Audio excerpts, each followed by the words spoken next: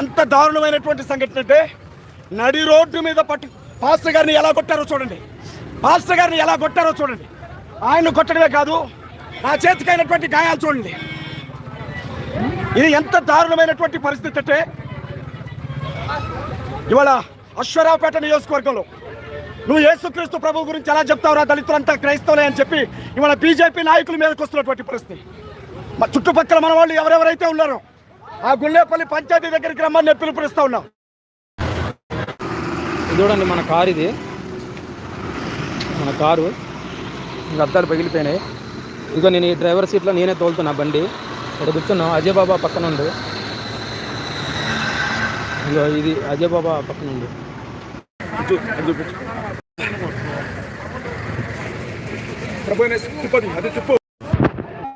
క్రీస్తు వారి పరిశుద్ధమైన మీ అందరికీ నా హృదయపూర్వకమైన వందనాలు. నేను పాస్టర్ అజయ్ బాబుని. ఖమ్మం నుంచి కాకినాడ దగ్గర పెద్దపురంలో జరిగే మీటింగ్ కోసం నేను బయలుదేరి వెళ్తూ ఉంటే నువ్వే కదా దళితులందరూ క్రైస్తవులను ఎలా అంటావురా ఈ ఊరు. మీరు చూడొచ్చు ఇక్కడ ఎంత భయంకరమైనటువంటి పరిస్థితి ఉందో.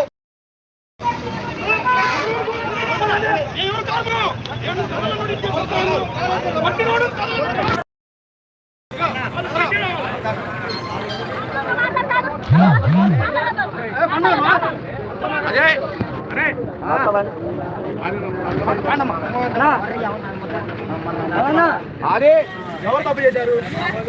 కారులోకి ఎత్తుకొచ్చిందా? మరి మీరు తప్పు చేస్తే పడతారన్నా? ఎవరిని అడుగుతారని మీరు? కారులో నుంచి అన్న పండన్న కారు నుంచి లాగి ఎగిరి తండిండు. ఎవరు? అదిగో అతను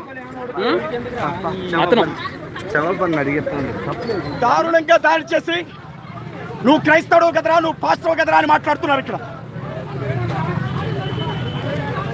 కొంతమంది ఏమంటారు, మిస్సింగ్ అయిందట. ఒక అమ్మాయి మిస్సింగ్ అయిన సందర్భంగా వాళ్ళకి డౌట్ వచ్చి ఈ కారులో అమ్మాయి ఉందని చెప్పేసి అని అనుకొని మరి మన కారుకి అడ్డంగించి మరి అమ్మాయి ఉందా లేదా అని తెలుసుకోకుండా హౌలేగాళ్ళు మా మీద దాడి చేయడం జరిగింది.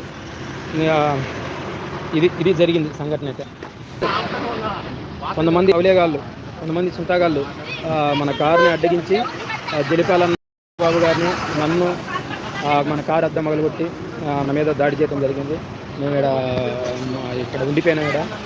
కానీ పిశాచి ఆనందం పొందుతారు కొడుకులు ఒక్కొక్కళ్ళు. ఈ పిశాచి ఆనందం పొందుతున్నారు.